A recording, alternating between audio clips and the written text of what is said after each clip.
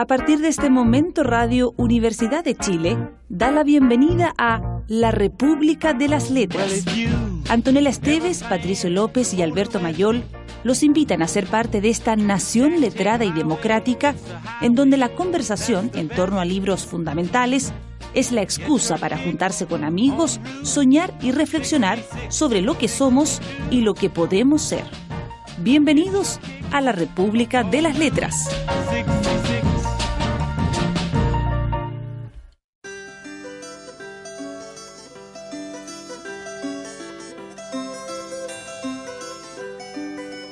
El derecho de vivir.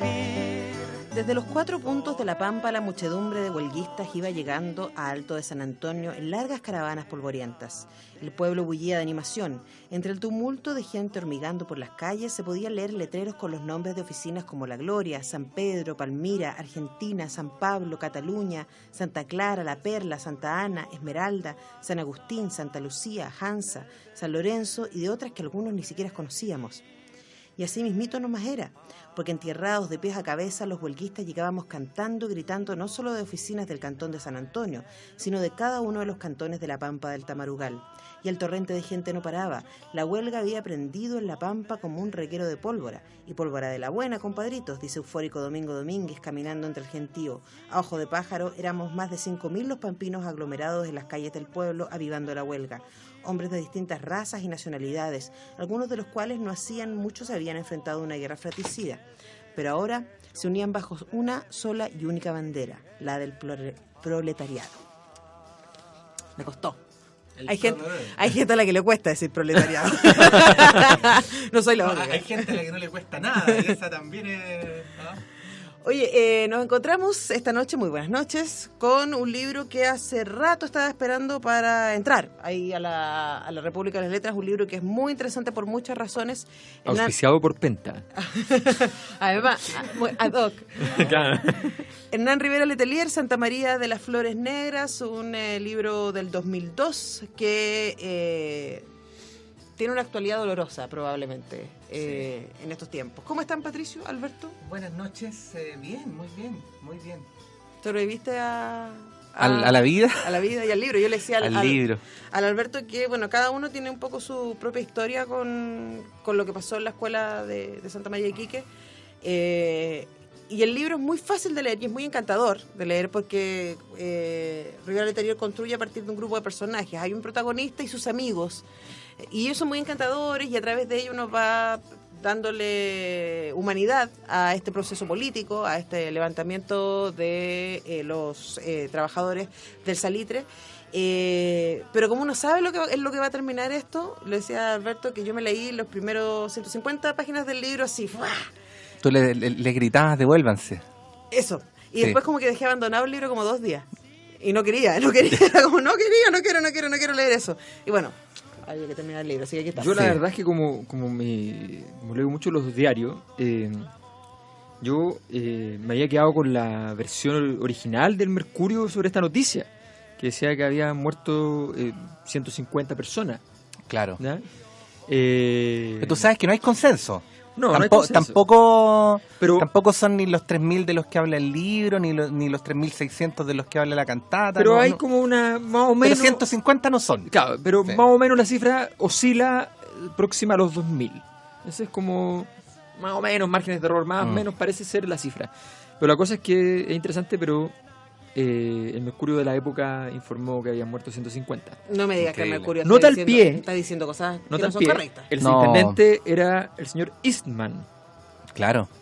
el actual propietario del Mercurio, el señor Agustín Edwards Eastman. Y Mira. el presidente era Pedro Montt, Y el presidente era Pedro Montt. cuyo nombre da origen a la calle más grande de Valparaíso. Así es. Mira. Mira, Oye, cuando empecé a leer el libro decía, bueno, esta es una historia que conoce todo el mundo, un poquito lo que tú decías, como una novela escribiendo sobre un hecho tan archiconocido, donde el lector sabe el final, y además tiene una opinión formada, que no es solamente una opinión sobre la matanza, es una opinión política, cómo la novela puede encontrar un espacio de diferenciación. Y pasan ahí algunas cosas que son interesantes. Primero, que la historia gira en torno a las relaciones humanas entre los personajes, mucho más que en torno al discurso político, Sí. a la matanza, cuestión que evidentemente es inevitable en una trama como esta, pero en estricto rigor el grueso de la historia es el tipo de relación que se construye entre los personajes, el tipo de relación solidaria. Ahí por supuesto hay un discurso de extraordinaria simpatía por el mundo obrero, por el tipo de valores que tiene, por el valor de la solidaridad, del compañerismo, del altruismo, del desinterés, en fin. Y lo otro que es interesante es que el grueso de la historia no está ni en las oficinas salitreras de donde partieron, ni en la escuela a la que llegaron, sino en la caminata por el desierto, que es un lugar que al menos a mí, a la hora de pensar en un primer golpe en la historia, como que se me olvida. O sea, uno sabe que caminaron de la salitrera a Iquique, pero uno siempre lo tiene internalizado como una suerte de tránsito, como que una cosa... Pero en realidad ese es el lugar del corazón de la historia, que es un lugar intermedio, es un lugar desértico, donde muere gente, pero también donde nace gente, y que es donde se fortalecen las relaciones de amistad, donde los personajes van cambiando para bien, donde nace la historia de amor del... Bueno, hay más de una, pero donde nace la de los jovencitos, la de los jovencitos, y eso hace que la novela termine constituyéndose en un aporte para lo que ya sabemos sobre esta historia, que es muchísimo. A mí me pareció esa parte como que tenía una reminiscencia bíblica. Fue el al peregrinaje. Claro. El peregrinaje, el cruce del desierto. El cruce del desierto como momento de alcance trascendental. O sea, los momentos místicos siempre requieren un viaje, y ese viaje es muy duro, es muy arduo, y la figura del desierto aquí cumple a cabalidad ese rol, porque los hace conducirse hacia la tragedia, pero al mismo tiempo los construye como una dimensión muy superior a la misma tragedia que les acontecerá. Entonces es bien interesante efectivamente ese tránsito por ese no lugar, porque un desierto en términos narrativos es un no lugar, una reivindicación del desierto que después destruiría Andrés Alaman. Bueno, pero antes de llegar a Alaman, lo que dice Pato es súper interesante respecto a la construcción de personaje y cómo va generando el vínculo con el lector, porque cómo las grandes historias se vuelven personales, yo creo que esa es la pregunta. Y estaba pensando, en mi caso, claro, pienso en grandes películas, en películas como Goodbye Lenin, por ejemplo, claro. o películas como Machuca, que dan cuenta de un momento súper específico desde la pequeña historia. Y que te ayuda a comprenderla mucho mejor, además. Claro, porque lo que me pasa es eso, yo me sabe mi vinculación y por eso traje a Víctor Jara de fondo con la cantata Santa María, y es con Vamos Mujer, en la versión de Víctor Jara que yo escuchaba, se escuchaba en mi casa cuando yo era chica, y que tiene esta cosa tan dolorosa que está ahí, y que, bueno, mi papá me explicó porque había pasado al final de la historia y todo. Y claro, para quienes lo conocieron a través de la cantata de Advid, ¿cierto? O del dato más histórico, en general es más difícil que uno se dé cuenta de la dimensión de la atrocidad si no sale de la cifra. O sea, Claro. la verdad es importante si fueron 2.000 o 3.500 o 150, es relevante en términos históricos, es relevante en términos del nivel de brutalidad, pero la manera en que está construido el relato, podrían haber sido 150 y hubiera sido terrible y devastador de todas maneras. Sí, yo creo que nosotros en general, los seres humanos, tenemos un problema con la historia, y que justamente la posibilidad de encarnar la historia es muy difícil. Cuando nos imaginamos normalmente, no sé, la Revolución Francesa, mucha gente se imagina que efectivamente la gente que estaba protestando tenía claro el petitorio, y que estaba buscando el fin total y absoluto de las monarquías, el inicio Si tú de la paras a república. cualquiera y te iba a decir eso. Claro, entonces, y la verdad es que no, y la verdad es que el día a día se cubre con como decía Marx, los hombres hacen la historia pero no saben lo que hacen. Efectivamente. Y el no saber lo que hacen no es despectivo, porque al fin y al cabo estás haciendo igual la historia, y la historia pasa por ti, pero el punto es que el alcance que puede tener tu acto, lo que implica, o sea, la gente dice, no, que la Revolución Francesa partió con la toma de la Bastilla. La toma de la Bastilla es liberar unos presos, es como ir a Rondizoni ¿ya? Sacar a los presos de la cárcel, Menos a uno. ¿ya? Menos uno y ya.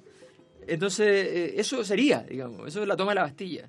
Entonces, claro, cuando uno ve y dice, y esto toma textura, y uno dice, claro, las personas hablaban de política, pero hablaban de muchas otras cosas, y hablaban de sus angustias personales que tenían que ver con la política, pero que estaban traducidas en lo personal. Así es. Que estaban traducidas por el temor, por la ausencia del otro, por lo que podía pasar en el futuro, por la pobreza, por la miseria, por la sensación de vulnerabilidad. O sea, hay una construcción mucho más compleja.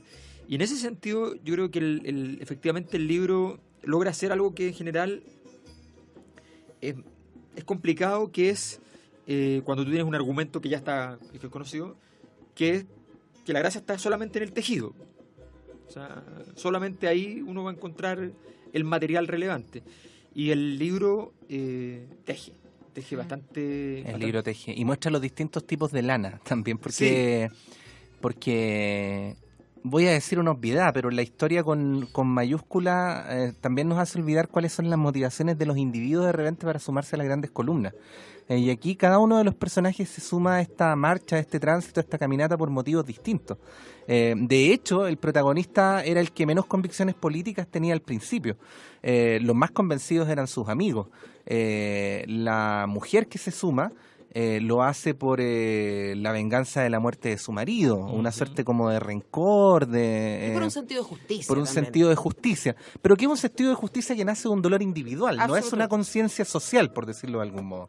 Y claro, eso pasa en todo orden de cosas, ¿no? Claro, Las porque grandes sí. columnas de la humanidad están construidas de motivaciones muy diferentes, muy Es que disímiles. la pregunta es, y ahí esa es la pregunta que se nos olvida respecto a los grandes hechos históricos, es si no desde dónde. Efectivamente. O sea, cuando salimos a marchar por la educación pública y gratuita, cada uno de los marchantes teníamos razones personales Sí, y claro. propias. Y de repente uno se encontraba con personas con las que jamás entraría a un bar ni a un café, pero estábamos en la misma marcha.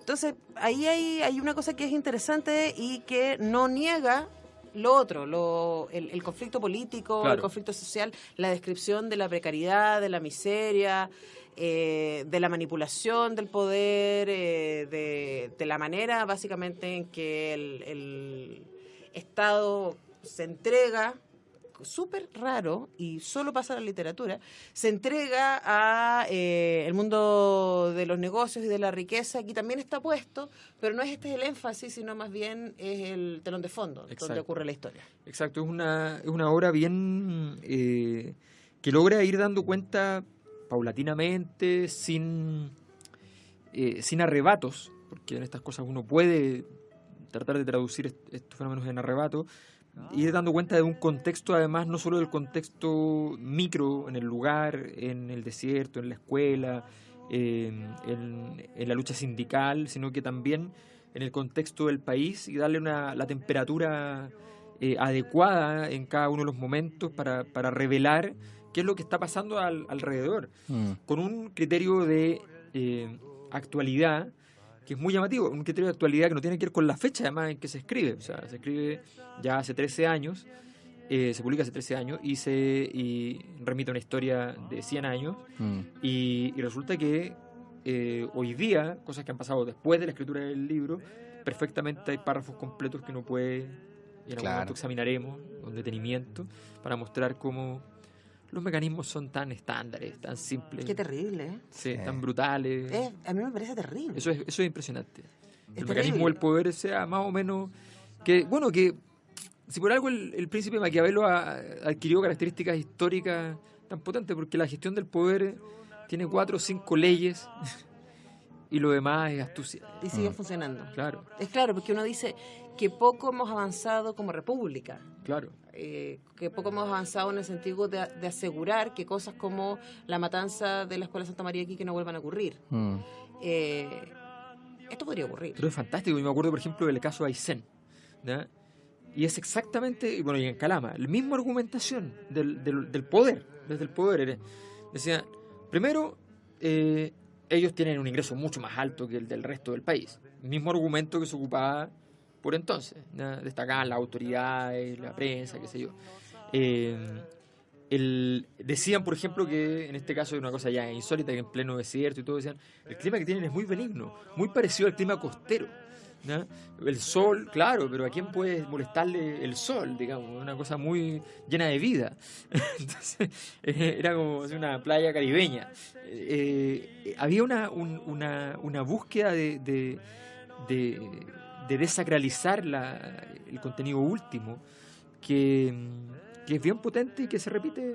No, claro, y sistemáticamente. finalmente es buscar toda una serie de argumentos para obviar la verdad evidente de que la riqueza de poco se construye con el sudor y la sangre de muchos. Y por eso hemos miles. invitado esta Sí. semana a Piketty, que está aquí en nuestro estudio, Sí, ¿cómo está, Piketty? Hola, para que nos mister. hable Sí. de los datos de la época. Claro. Oye, ya lo decía la canción final de la cantata, decía, quizás mañana o pasado viene en un tiempo más, la historia que han escuchado de nuevo sucederá. Y ese disco se grabó el 70. Qué fuerte. Qué fuerte. Sí. Bueno, vamos a escuchar música, ya que sacaste la cantata. Partimos contigo. Le voy yo entonces. Voy yo, es simple, es claro, Quilapayún, vamos mujer. Eso.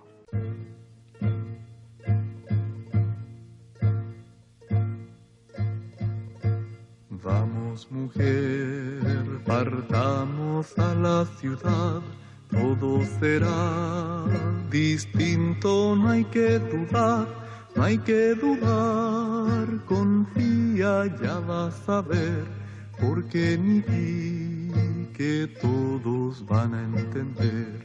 Toma mujer, mi manta te abrigará, ponte al niñito en brazos, no llorará, no llorará, confía, va a sonreír, le cantarás, un canto se va a dormir. ¿Qué es lo que pasa? Dime, no calles más. Largo camino tienes que recorrer, atravesando cerros. Vamos mujer, confía que hay que llegar. En la ciudad podremos ver todo el mar. Dicen que Iquique es grande como un salar, que hay muchas casas lindas, te gustarán,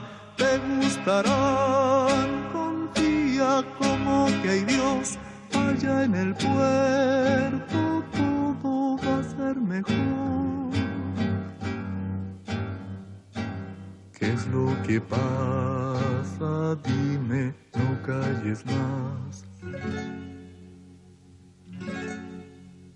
Vamos mujer, partamos a la ciudad, todo será distinto, no hay que dudar, no hay que dudar, confía, ya vas a ver, porque ni ti que todos van a entender.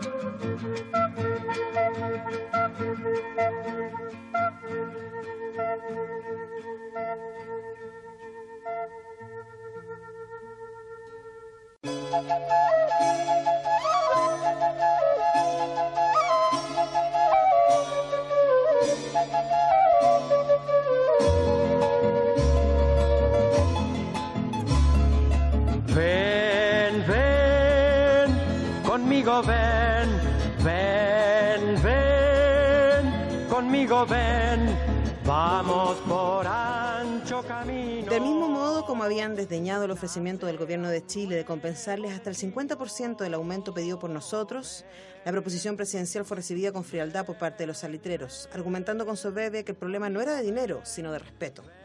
Que ellos no podían resolver nada bajo la presión de la masa porque significaría una imposición manifiesta de los huelguistas y eso les anularía el respeto de patrones y les haría perder para siempre su prestigio moral. Nosotros no entendíamos de qué prestigio moral hablaban estos carajos. Y volvieron a insistir en su exigencia de que los obreros debíamos abandonar la ciudad y volver a la pampa al instante, pues nuestra presencia entorpecía las negociaciones y constituía una imposición perjudicial para el empleador. ¡Wow! Eso de La reforma laboral. no hablaremos mientras estén movilizados. Porque Mira cuando tú, vuelvan a trabajar, obvio que vamos a tomar en cuenta todas sus Oye, a demandas. propósito, ¿vieron el último cambio que le introdujeron a la reforma laboral? ¿Cuál fue el último cambio, Patricio? Que si es que durante una huelga había violencia, los dirigentes perdían su fuero y se interrumpía la movilización. Los derechos adquiridos de huelga. O sea, quieren huelgas pacíficas. Ahora, Wow. que era lo mismo que pasaba acá, o sea que efectivamente había al interior de la movilización de los huelguistas un orden, una disciplina y había gente encargada de que no hubieran desmanes, que no, pero al mismo tiempo infiltrados, con calcetines verdes o no sé de qué color se llevaba en esa época, andaban haciendo desmanes y tratando de que, y corriendo el rumor de que iban a tomarse Iquique y que iban a saquear las casas y violar a las mujeres. Pero ¿cómo? Si además la gente aquí razonable decía, no, de hecho la policía probablemente se una a los trabajadores porque son de la misma clase social. Ahora, de verdad, uno no... Y por eso celebro el ejercicio que hace Rivera Letelier de que uno... O sea, la brutalidad de la matanza aparece en las últimas 20 páginas de un libro de 280. Por lo tanto, el libro esencialmente es otra cosa. Pero pasa, y un ejemplo que yo uso con los alumnos con Machuca, incluso si uno pudiese estar desde el otro lado, ¿cómo Wood se encarga de que a ti te caigan bien? Infante, Machuca y Silvia, el personaje que hace la Manuela Martelli, cuando al final los pacos llegan a la población y matan a Silvia, tú no puedes sino conmoverte, va más allá de tu posición política frente al hecho. Tiene que ver con que hay un lazo que se creó narrativamente, que es un poco lo que pasa acá, o sea, cuando los personajes empiezan a caer, uno se conmueve porque uno ya tiene un lazo con ellos, no es un número más, no es un dato más histórico, sino que efectivamente uno les agarró cariño porque los escuchó conversar, bueno, en este caso los leyó conversar, porque se imagina sus gestos, se imagina sus rostros, él tiene admiración por la resistencia probablemente, entonces también se vuelve personal. También se Es que la literatura tiene esa capacidad que a veces puede ser incluso traicionera desde el punto de vista de que, claro, uno, al no tener narración, por ejemplo, sobre muchos eventos y avatares, sencillamente no los siente. Ha habido una serie de fenómenos de violencia en las últimas semanas en el mundo, pero nos ha impactado el de Francia, del cual tenemos narración, y los que pasaron en África nuevamente, para variar. Claro, en Yemen. Han quedado completamente detrás.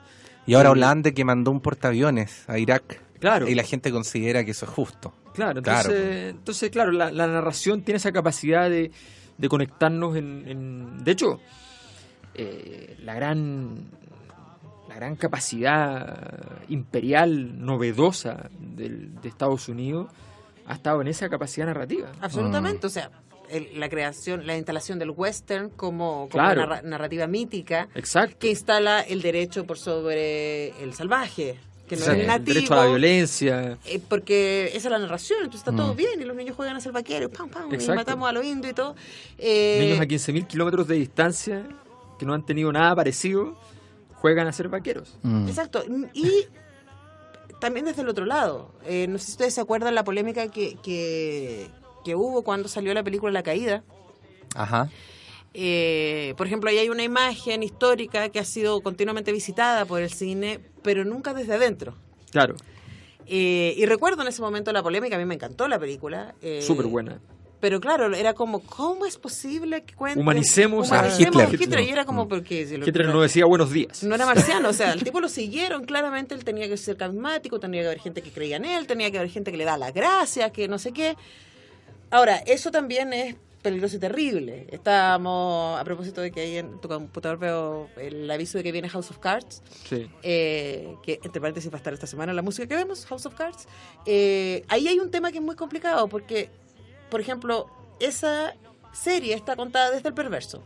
Claro. Ujú. Está contada desde aquel que manipula, que asesina, que utiliza el poder para mal y es mala. Pero como la cuenta él, es al mismo tiempo muy seductor. Entonces Claro. también uno podría, no sé, contar la historia Se encuentra con el mal. y uno no sabe mucho dónde ponerse porque también uno le agarra cariño, porque Obvio, entiende te sus vincula, razones, claro. ¿entendí? Entonces pensaba, igual se podría contar la historia desde los ingleses, dueños de la salitrera. Sería Claro. terrible. Sería interesante. Pero se podría. Claro, pero así ¿Quién como podría escribirlo eso? así como ha sido construido es inimaginable eso. ¿Te fijas? Porque nosotros también tenemos nuestro propio relato. Es porque tenemos una historia al respecto. Y nuestro propio relato es la cantata, porque Sí. también hay que decir que este es un hecho que durante buena parte del siglo XX estuvo mucho más invisibilizado que otra cosa. Hacia 1950, 1960 en general se sabía muy poco de la matanza de la Escuela Santa María de Iquique. Y es bien loco como una obra musical pone encima un hecho que la historia había cubierto y que ni el propio movimiento obrero, que estaba en el momento de su máximo ascenso histórico en nuestro país, tenía conciencia de la envergadura de esa historia. Y también nos tiñe de las categorías que impone esa cantata, o sea, se transforma como en un símbolo de la lucha de los pobres contra los ricos o de la lucha de los desposeídos contra los abusos del poder.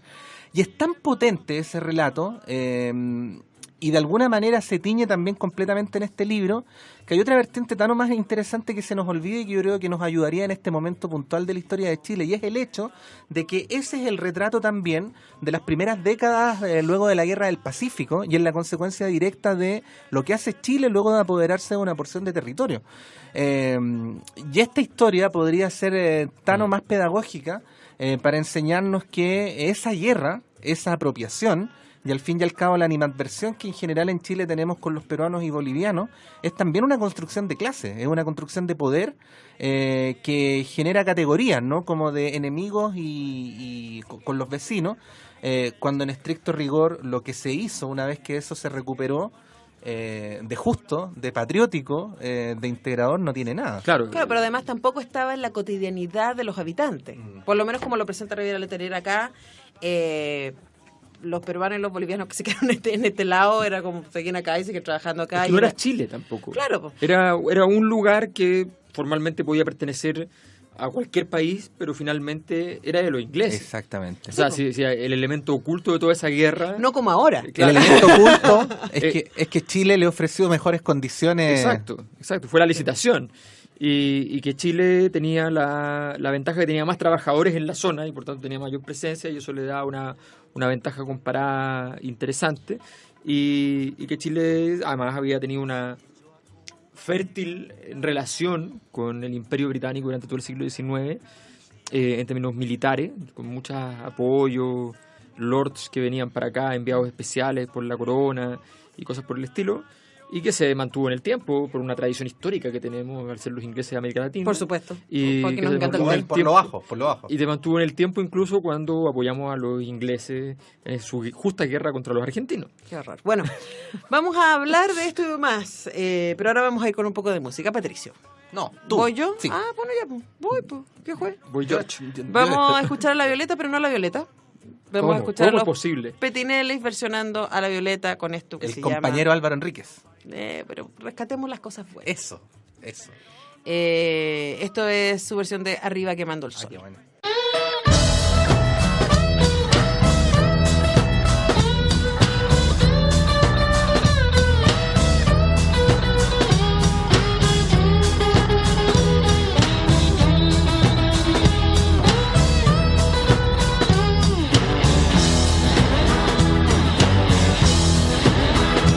Cuando fui para la pampa llevaba mi corazón contento como un chirigüe.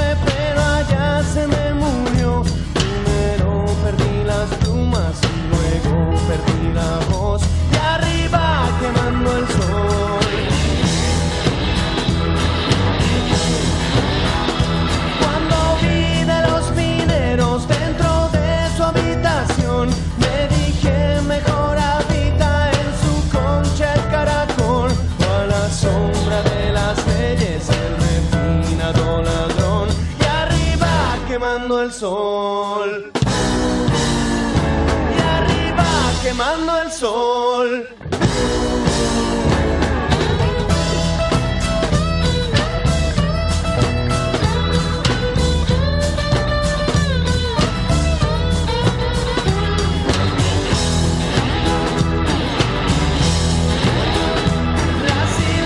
De casuchas frente a frente, sí señor. Las hileras de mujeres frente al único pilón, cada una con su balde y con su cara de aflicción. Y arriba quemando el sol.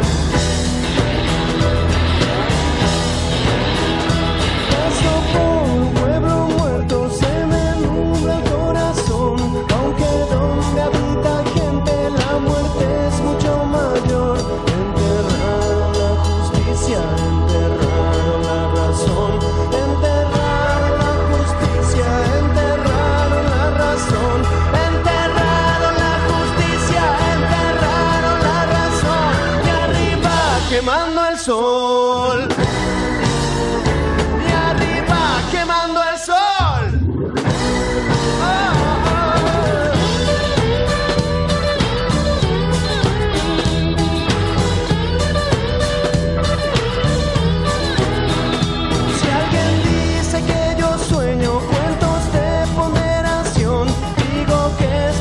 En Chucky, pero en Santa Juana es peor. El dinero ya no sabe lo que vale su dolor. Y arriba quemando el sol.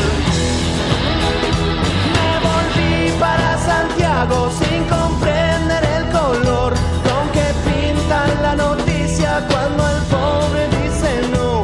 Abajo la noche oscura, oro, sal y carbón.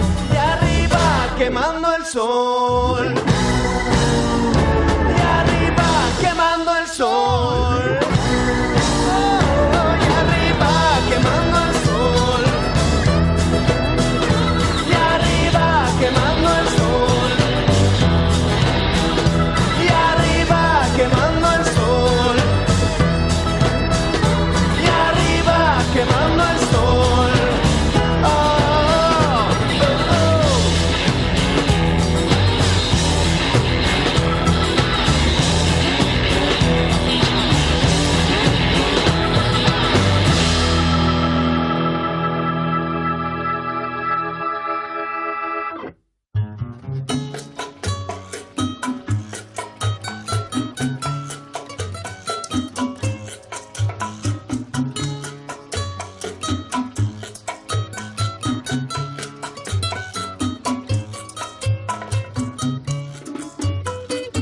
Al llegar los soldados a la esquina de la Plaza Montt, vimos que traían arreando centenares de personas. Vimos que venían armados hasta los dientes. Vimos que arrastraban 2 ametralladoras con ruedas y a la cabeza de la tropa, con la mirada y la postura póstuma de los héroes de los monumentos ecuestres, vimos al general Roberto Silva Renard montado en su caballo.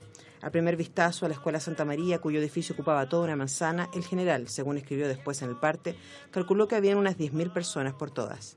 Pero en honor a la verdad, éramos cerca de 14.000 las almas apretujadas y horneándose bajo el sol abrasador. Lo primero que hizo el general fue ordenar que se rodeara la escuela por los 4 costados. Luego, haciendo embestir a la caballería sobre la gente reunida en la plaza, tomó posesión de ella y se apostó en su centro, rodeado de su Estado Mayor. Aquí ya estamos llegando hacia el final del libro, página 240. Claro, estamos en un momento brutal. En el prólogo de la violencia. Sí. Tercer bloque. Tercer bloque. Sí, antes de ir con Clepsidra, quiero rescatar algo que decía Patricio antes y que me parece que es tremendamente relevante y que a mí un poco me da como... En un mundo tan injusto, tan brutal, creo que una de las maneras de hacer justicia es la memoria. Y creo que en ese sentido me parece súper interesante que la cantata relevó la historia para una generación y que todavía sigue siendo. Y decíamos nosotros que hay una versión rock que se montó hace un par de años de nuevo.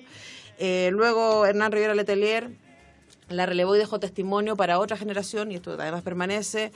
Es un proyecto cinematográfico ampliamente planificado, que se haga la película de Santa María de las Flores Negras, y es interesante cómo esos muertos valen en la memoria, estoy diciendo de alguna manera. Aunque la injusticia sea brutal y aunque con eso, por supuesto, no se limpie el horror, sí se transforman en parte de todos nosotros. Oye, y de la memoria del mundo, porque, bueno, la cantata Santa María de Iquique ha recorrido el mundo, parte de la fama internacional que tiene Quilapayún se debe a eso.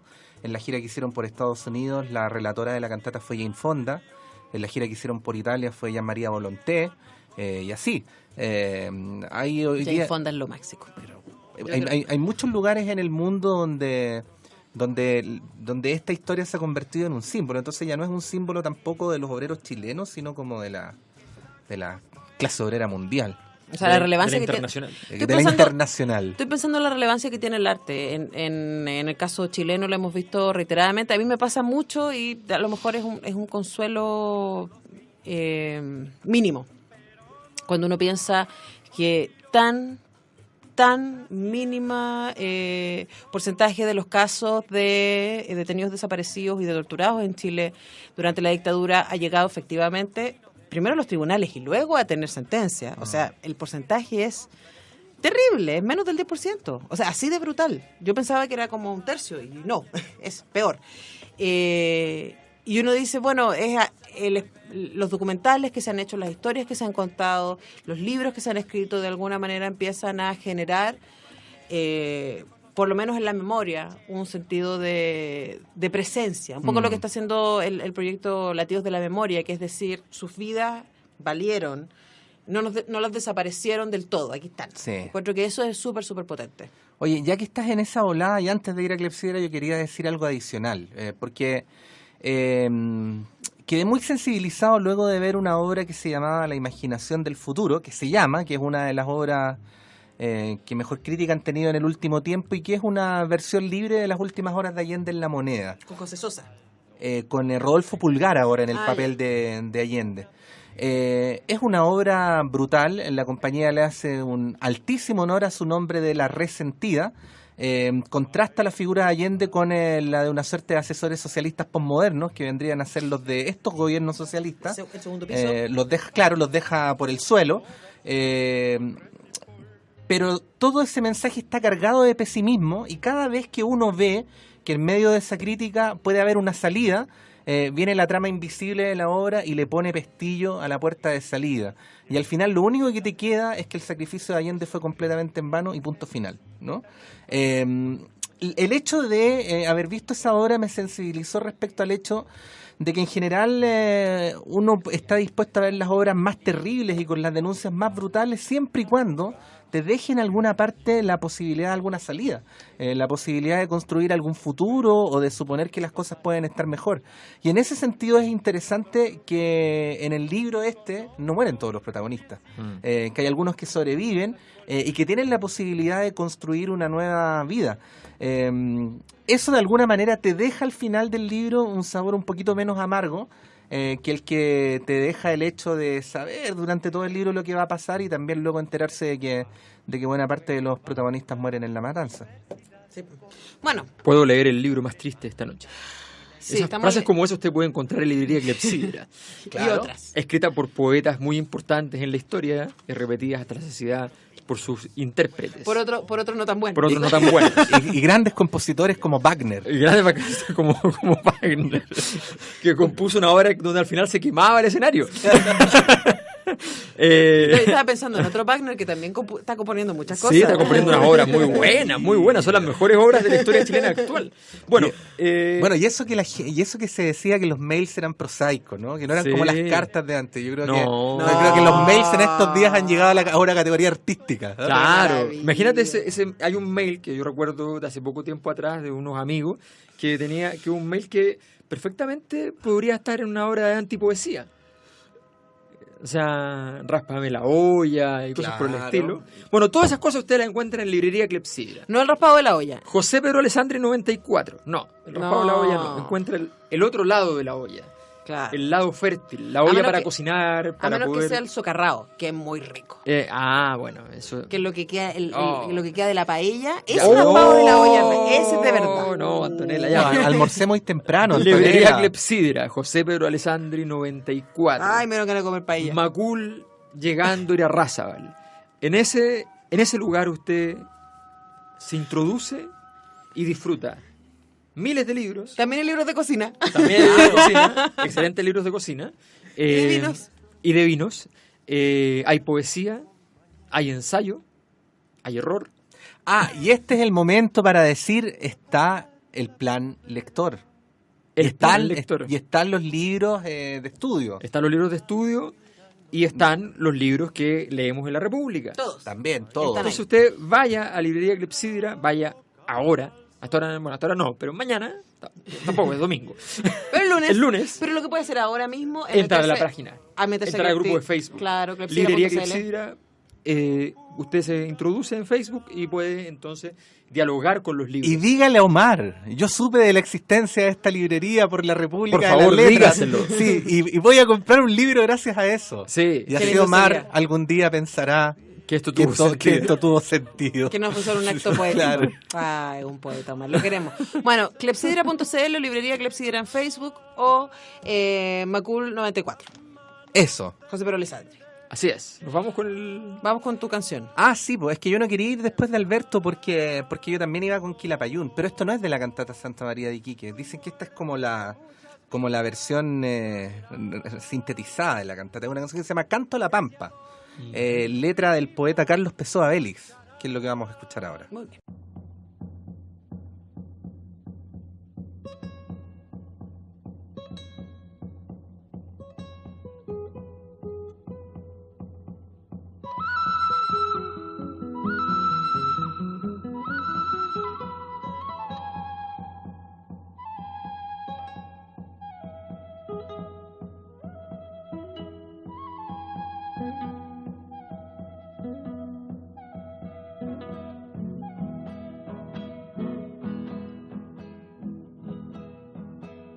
Canto a la pampa, la tierra triste, reproba tierra de maldición, que de verdores jamás se viste, ni en lo más bello de la estación, ni en lo más bello de la estación, en donde el ave nunca gorjea, en donde nunca la flor creció, ni del arroyo que serpentea su cristalino bullir se oyó, su cristalino bullir se oyó.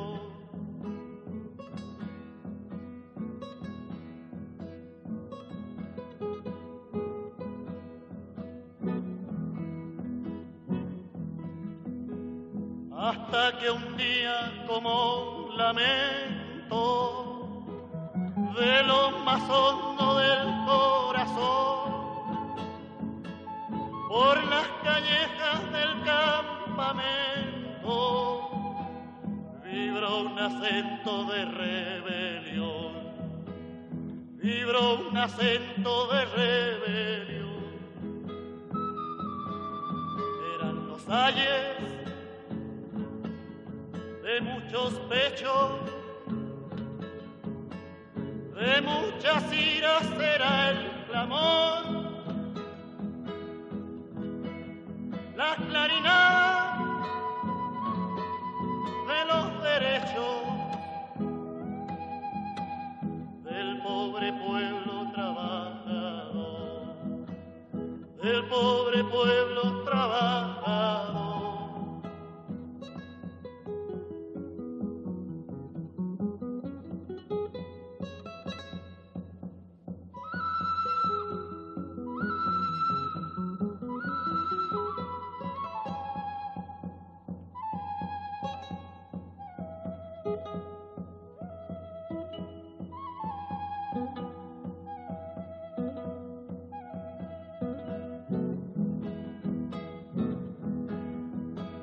Benditas víctimas que bajaron desde la pampa llenas de fe,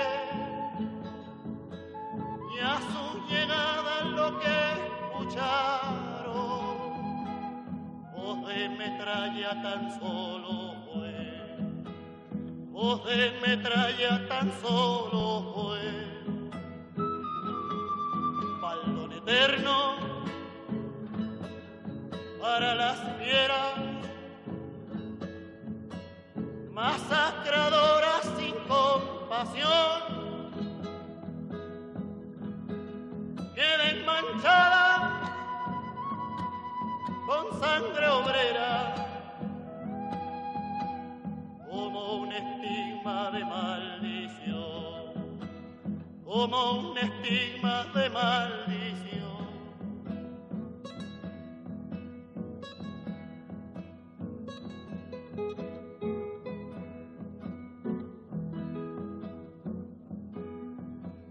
Pido venganza para el valiente que la metralla pulverizó.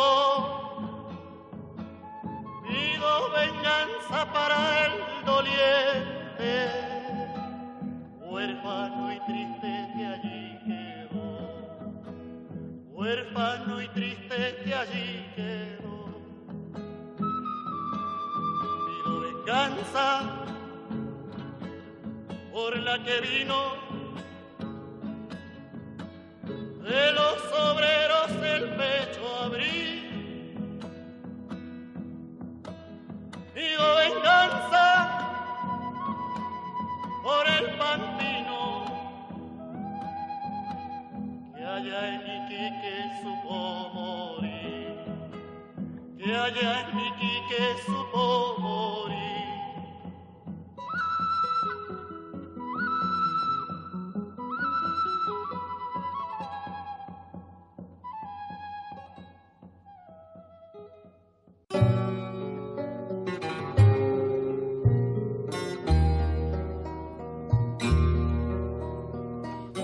La imagen de Gregoria Becerra, alcanzada por la metralla, cayendo quevillada junto a su hijo, se le fija en sus pupilas atónitas como una escena de alucinación que no termina nunca de suceder.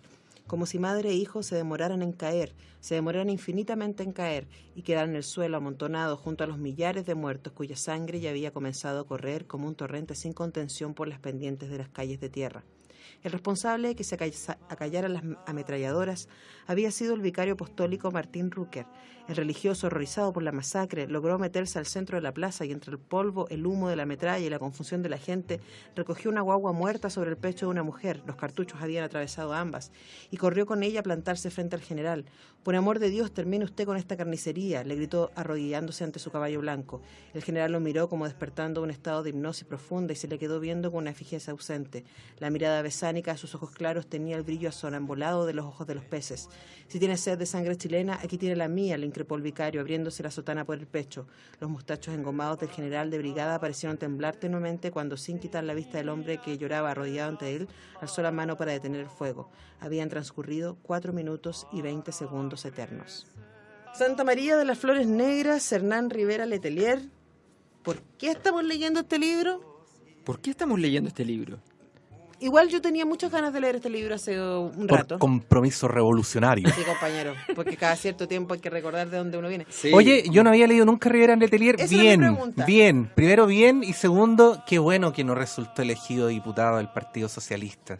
Imagínatelo sentado al lado de Marcelo Chilling. No. ¿Tú habías leído Rivera Letelier antes? No, jamás. Mira, yo había leído La Contadora de Historia, que es un libro muy cortito. Te lo puse de otra manera. También es mi primera vez. Oh. Así que no, efectivamente le había hecho el quite porque pensaba que no me iba a gustar. ¿Y te gustó? Me pareció que era cierto, lo había escuchado alguna vez, esas frases un poquito hechas de repente de los escritores, como que había que limar las asperezas y expresar las limesas, ¿ya? Y me di cuenta que efectivamente hacía eso, que efectivamente cuando la cosa estaba quedando muy perfecta, juega a la imperfección, y cuando las cosas están quedando muy imperfectas, las corrige y las lleva a un grado más elevado. Entonces trabaja muy bien esos equilibrios. Ahora, a mí lo que me parece interesante, no tengo muy claro si me gusta o no, pero me parece interesante es no me fascina, pero se lee bien. Sí, Eso. pero es que estoy pensando en eso, en su personalidad literaria. O sea, creo que el mayor valor de Rivière Letelier es probablemente que él escribe de lo que conoce. Sí. Él escribe desde el norte, él escribe desde el desierto, él escribe desde la Y pampa, él escribe desde el obrero. Y eso le quita todo riesgo de caer en lo cliché. No, claro, no tiene impostura. Mm. Y eso es bien potente porque, claro, yo tengo la impresión de que además uno espera, hay ciertos escritores que uno dice, bueno, la fama que los precede, qué sé yo, debe venir de algo. Y hay algunos de los escritores que hemos leído que tienen mucha fama que deriva fundamentalmente de la capacidad de satisfacer al lector con sus apetencias, no siempre las más complejas, sino que a veces las más fáciles. Pero en el caso de Rivière Letelier, lo que da la impresión es que él tiene una habilidad que se puede traducir literariamente, pero se podría traducir de muchas distintas maneras, no necesariamente una habilidad literaria, que es una capacidad de observación sencillamente impresionante. O sea, la capacidad de ponerte en el marco, de estar ahí, la capacidad para decirte que cuando hay un cuerpo herido, no hay un cuerpo herido, sino que hay una casa, ¿ya? Hay un techo, hay un piso, ¿ya? Y en esa casa, en ese techo, en ese piso, sin frialdad, hay un cuerpo herido donde se disputa una vida. Eso es muy, muy impresionante, me pareció bien sorprendente y revela que él tiene una habilidad que él es muy propia, que no...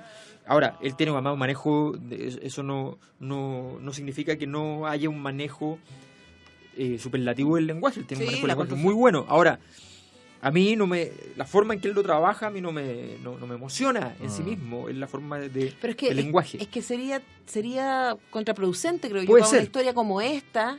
Una historia muy honesta, digamos, muy puesta sobre la mesa. Claro. Sí. Que fuera una cosa así como que de gran verborrea literaria, Claro. ¿cachai? Sí. Aquí funciona muy bien la honestidad, la creación de atmósfera, por ejemplo, no sé si a ustedes Sí. les pasó, pero como que uno se le olvida que estuvieron casi una semana en la escuela, Sí. que eran Sí. miles de personas viviendo en la escuela, que estaban hacinados, que había cosas como comer, habían cosas como ir al baño, habían cosas como los olores, como los sudores, como los cuerpos ahí concentrados que están súper bien descritas en el libro. No, y hay historias intermedias, además, que son muy interesantes. O sea, durante todo este tránsito hay momentos en que aparecen historias de amor. Esas historias de amor se desenvuelven, ¿cómo se desenvuelven las historias de amor? Nunca en el momento perfecto, en la mirada precisa y la sonrisa perfecta, sino que al contrario, muchas veces en el momento más inadecuado, de pronto los protagonistas no saben. Bajo el vuelo de los jotes. Bajo el vuelo de los jotes pueden Sí. encontrar que es una figura que está permanente, Sí. además, el vuelo de los jotes. Parte y termina con los jotes. Sí. Parte y termina con los jotes, sí. Sí. Bueno, nos vamos a ir para alcanzar a escuchar una canción que yo tuve en mente mientras leía el libro, que es una canción muy contemporánea además, que me parece que está bueno terminar así. Esto es Anita Tijoux. Qué grande es Anita Tijoux. Es tremenda y esta canción es muy bonita, además tiene a Sí. Jorge Drexler en colaboración. Alzar la voz era cierto porque inventamos como 4 canciones. Sacar la voz, ¿viste? Bueno, nos vamos con Sacar la voz. Muchas gracias por escucharnos. Muchas gracias. Cuídense. ¿Qué vamos a leer la otra semana? Mister. Teníamos Lemonopo, ¿no? Bueno, ahí lo Ahí vamos a ver, conversamos y les vamos a ver, contamos. vamos a Cuídense, ver. chao. Antonella Esteves, Patricio López y Alberto Mayol y su República de las Letras regresan la próxima semana con un nuevo libro y nuevas conversaciones. Los esperamos. On Route 66.